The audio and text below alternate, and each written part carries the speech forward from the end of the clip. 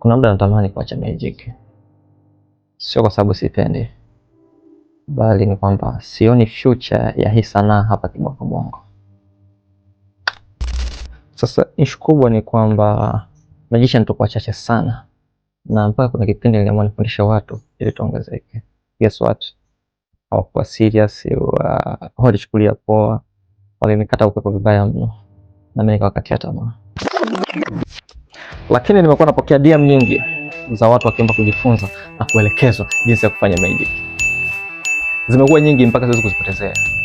Sasa round hii nimeamua nifanye kitu tofauti na kiukubwa zaidi.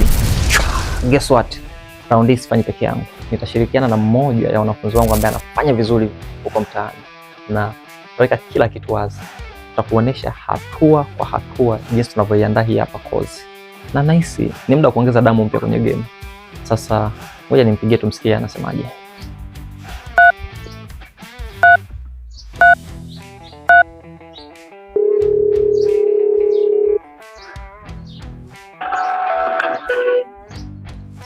Oe kijana.